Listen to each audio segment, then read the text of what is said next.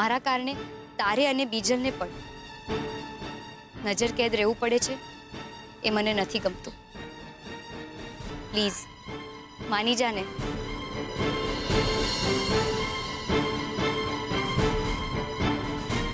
સારું કિંજલ, લાવ પેલો કાગળ ફરીથી વાંચીએ પેલો શોલે વાળો ડાયલોગ. અને આ વખતે આ કોયડો સોલ્વ કરવા માટે. ઓ હાલો, હું પણ અહીંયા જ છું તમારી સાથે.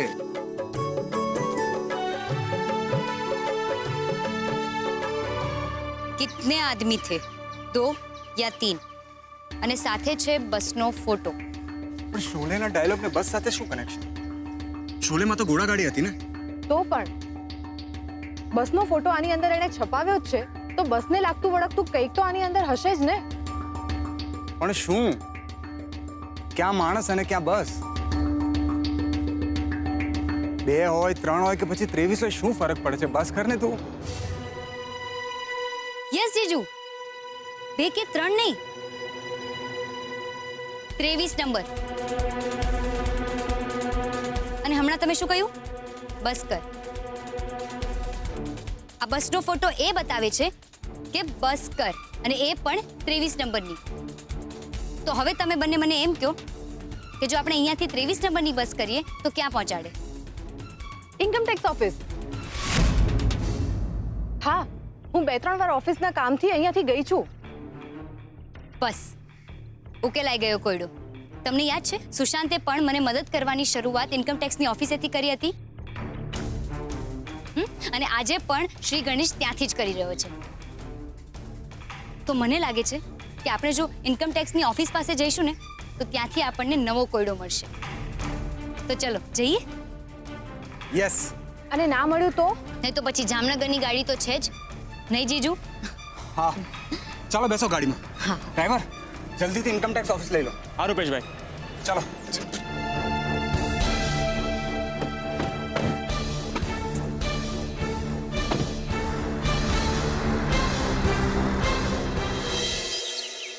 સાહેબ. આવો ગુલાબ આવો. સાહેબ, ગજબ થઈ ગયો. પેલા પસાભાઈનો માણસ તો ગામ ભાગી ગયો. શું? હા, અને પસાભાઈએ તો એમ પણ કહ્યું કે જન્માષ્ટમીના કારણે એમને દુકાન રાતના 7 વાગે જ બંધ કરી નાખી હતી. તો પછી મોડી રાત્રે ટોપરું દેવા પેલા માણસ ક્યાંથી આવ્યો? સુશાંત ખરેખર ભારે માથાનો નીકળ્યો. એ સમજાતું નથી કે પૈસો એની માણસો માટે કેવું કેવું કામ કરાવે છે. સાહેબ, પેલા પસાભાઈએ પણ એ જ કહ્યું. એમને કહ્યું કે મોહનભાઈને કહેજો કે કિંજલબેનનું ધ્યાન રાખે. સાહેબ, કિંજલબેન ક્યાં છે? તો સેજલ સાથે જામનગર ગઈ. જામનગર? હા, આપણા માટે જામનગર, એ લોકો માટે જુનાગઢ. સમજો? ઓ તારીની, સમજી ગયો સાહેબ, બધું બરાબર સમજી ગયો. લોકોને, અને ખાસ કરીને તો રાહુલભાઈ જેવા લોકોને ઊંધા કાન પકડાવાના છે ને. તો સમજી લ્યો, પકડાવી દીધા. એ કામ તમે મારા પર છોડી દો. કિંજલબેનની સુરક્ષા માટે હું એટલું તો કરી જ શકું ને.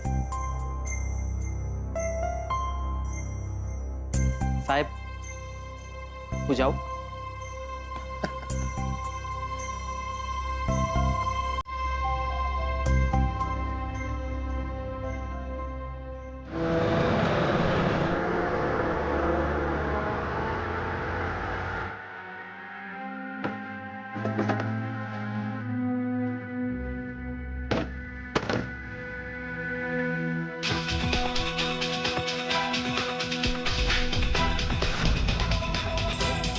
લો, પહોંચી ગયા આપણે ઇન્કમ ટેક્સ ઓફિસ. આગળ શું કિંજલ?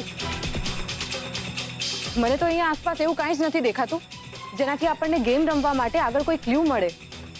શાંતિ રાખને સેજલ, મળી જશે. સુશાંતના મગજથી વિચારીશું ને તો નક્કી ક્લુ આવીને આપણા હાથમાં પડશે. મેડમ, આ તમારા માટે. એ ઉભા રે, ક્યાં ભાગી જતું? રૂપેશ, જવા દે ને એને. આપણી પાસે આના માટે ટાઈમ નથી. કિંજલ, જો તો આ પડીકામાં શું છે. હા.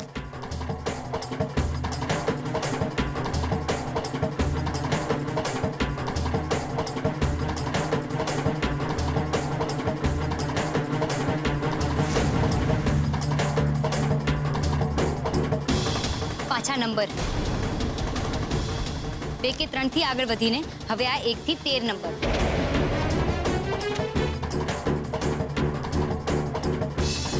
કિંજલ, આ ખાલી નંબર નથી, આ તેજા પિક્ચરનું સોંગ છે. 1 2 3 4 5 છે. તને કેવી રીતે ખબર? સિમ્પલ છે, સાથે માધુરી દીક્ષિતનો ફોટો પણ છે. તો શું જીજુ, હવે આપણે આ તેજા મૂવી જોવું પડશે? અરે ના ના, પણ મને લાગે છે કે આ 13 નંબરનું અને માધુરીનું કંઈક ને કંઈક કનેક્શન તો છે જ. સેજલ, તું નેટ પર સર્ચ કરતો તો માધુરીનું અને 13 નંબરનું શું કનેક્શન છે.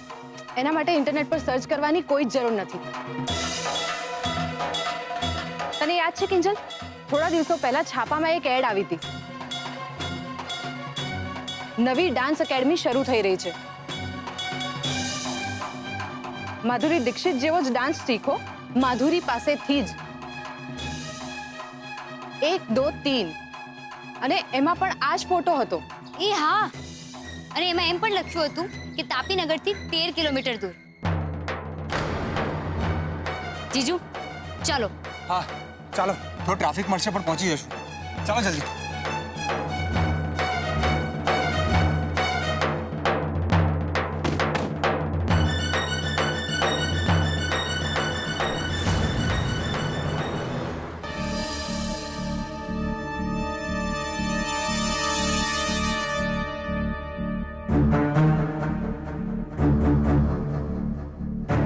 બોલ કોણ?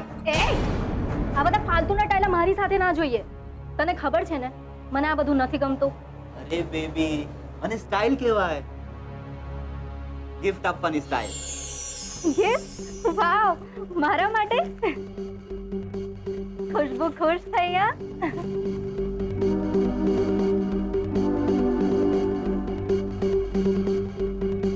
પણ મારા પણ આમ ઉડાડવા કરતા તારા બાપને 15,000 આપવાનો બંદોબસ્ત કર ને.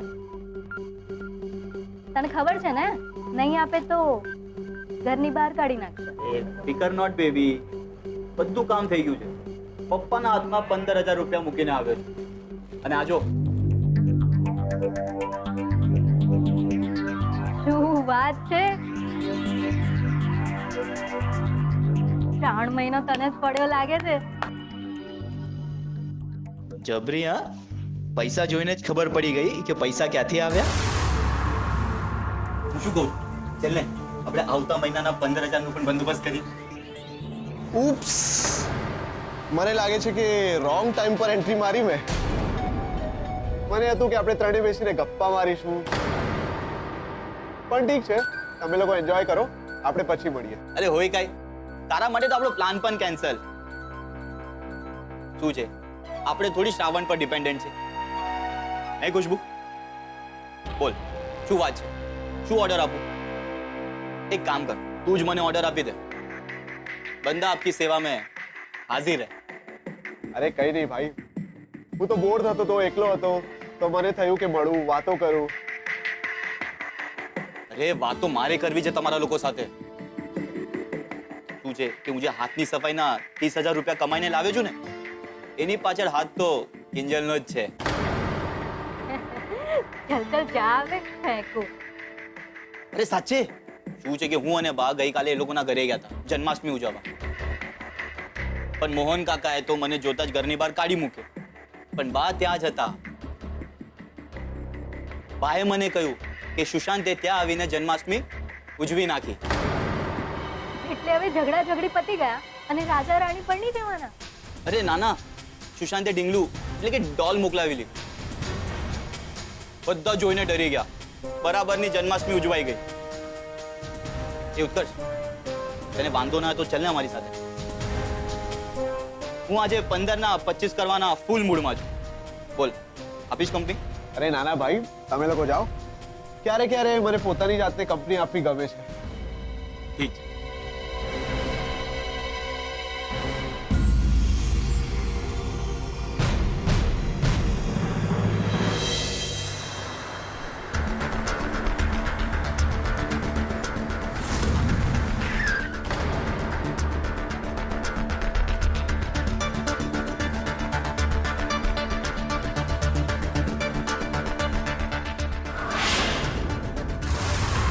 અરે યાર, લાગે છે આજનો ટ્રાફિક આપણા માટે જ હતો.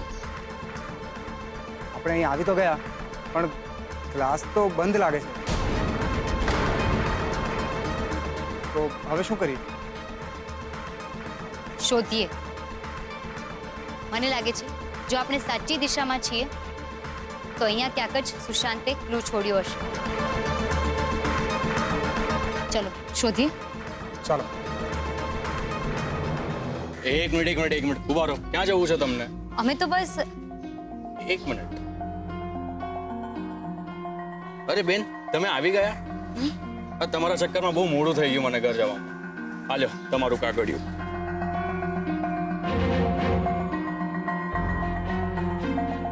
એ ભાઈ, તને કેવી રીતે ખબર પડી કે અમે લોકો અહીં આવવાના છીએ?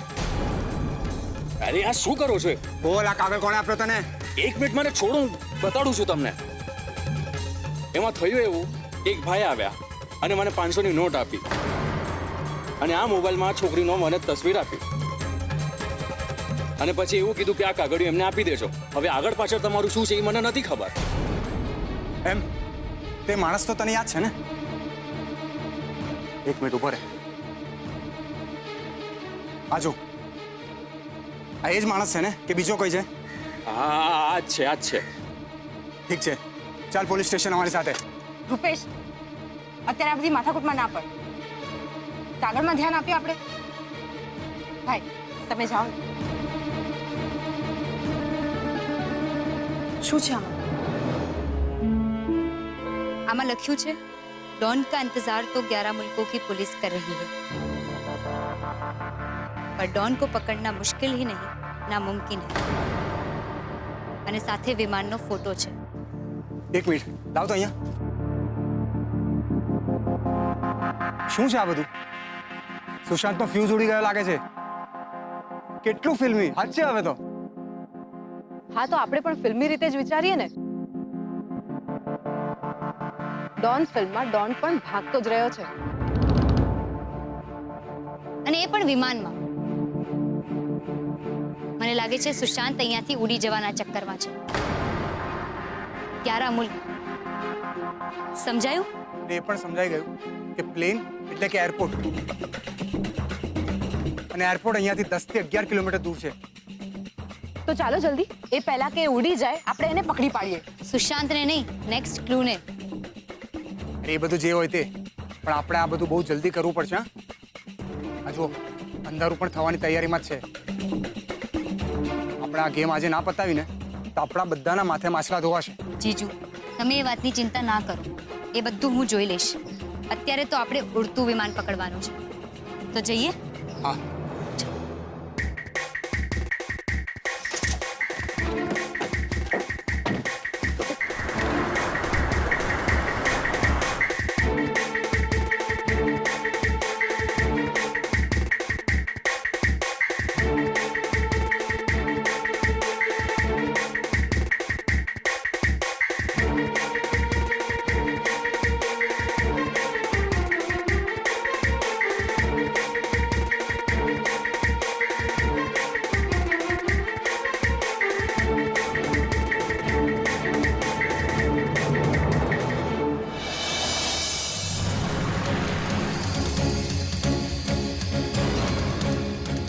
રૂપેશ તો ટ્રેનમાં જુનાગઢ જવાનો હતો ને?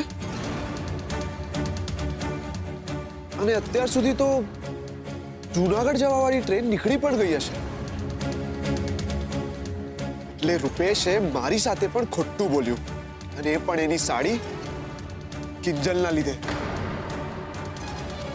કિંજલ, તે મારા મિત્રને મારાથી આંચકી લીધો છે. તને જોઈ લઈશ કિંજલ, તને જોઈ લઈશ.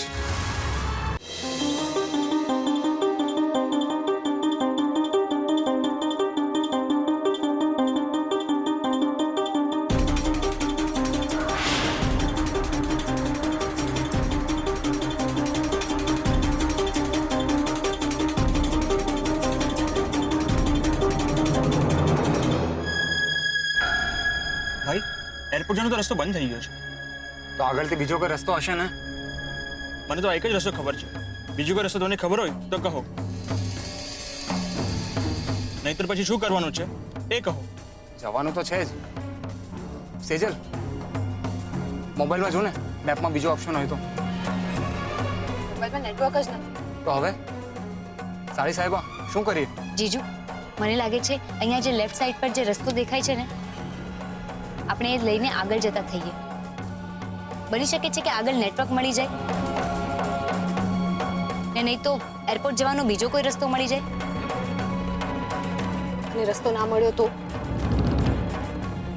મારી વાત માન કિંજલ, ઓલરેડી આપણને બહુ મોડું થઈ ગયું છે અને આપણે ટાઈમસર પ્રશાંત મામાને ઘેર ના પહોંચ્યા ને તો બહુ મોટી મુસીબત થઈ જશે. ઠીક છે, બસ આપણે રાતના 12 વાગ્યા સુધી આ બધી સ્ટ્રગલ કરે રાખીએ. ત્યાં સુધીમાં જો આપણે એરપોર્ટ પહોંચી ગયા અને નેક્સ્ટ ક્લુ મળી ગઈ તો ઓકે, ને તો પછી આપણે જામનગરની ટ્રેન પકડીને ત્યાં જતા રહીશું. મમ્મી પપ્પાને એમ કહી દઈશું કે અમને પહેલી ટ્રેનમાં ટિકિટ ના મળી એટલે અમે અહીંયા આટા ફેરા મારે રાખ્યા અને પછી રાતની ટ્રેન પકડી લીધી. ઠીક છે રૂપેશ, ઠીક છે ડ્રાઈવર, લેફ્ટ લઈ લો આગળ. ઓકે.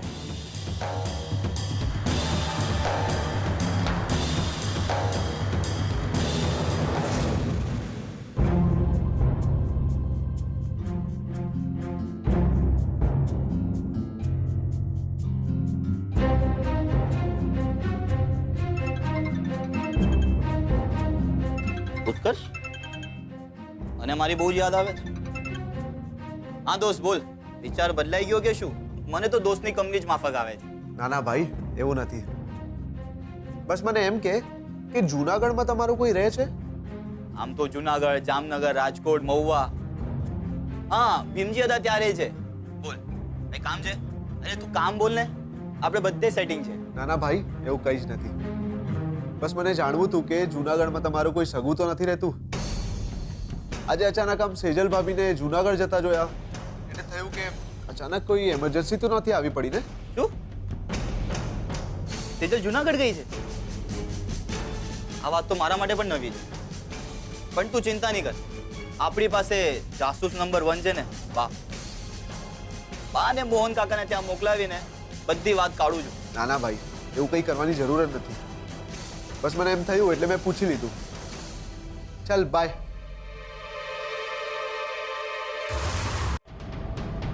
કમાલ છે, રાહુલને પણ આ બાબત કંઈ જ નથી ખબર અને એમના કોઈ સગાવાળા પણ નથી રહેતા જૂનાગઢમાં. તો એવું કેવું અગત્યનું કામ હોઈ શકે? અને એવું પણ નથી કે રૂપેશ અને સેજલ ભાભી એ બંને એકલા ફરવા ગયા હોય. કિંજલ પણ એમની સાથે ગઈ છે. તો પછી રૂપેશે મારી સામે ખોટું કેમ બોલ્યું? મારે મારી રીતે તપાસ તો કરવી જ પડશે.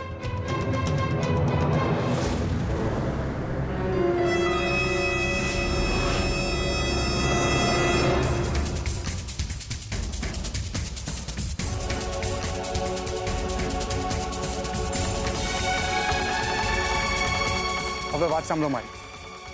આજુબાજુ બધે શોધવા લાગો. ક્યાંક કોઈ દુકાન, કોઈ ટેબલ મળી જાય ને ત્યાં જ આપણું ક્લુ હશે. ના રૂપેશ, મને નથી લાગતું કે આપણે એવું કંઈ પણ કરવાની જરૂર છે. કિંજલના કહ્યા મુજબ સુશાંતની જેમ વિચારીએ. અત્યાર સુધી આપણને કોઈકને કોઈક માણસ આવીને ક્લુ આપી ગયો છે, તો હવે પણ એમ જ થવું જોઈએ. આપણે રાહ જોઈએ, શાંતિથી બેસીએ. અને આમ પણ જેટલી ઉતાવળ આપણને છે ગેમ પતાવવાની, એટલી જ ઉતાવળ સુશાંતને પણ છે કિંજલને જીતવાની. સેજલ,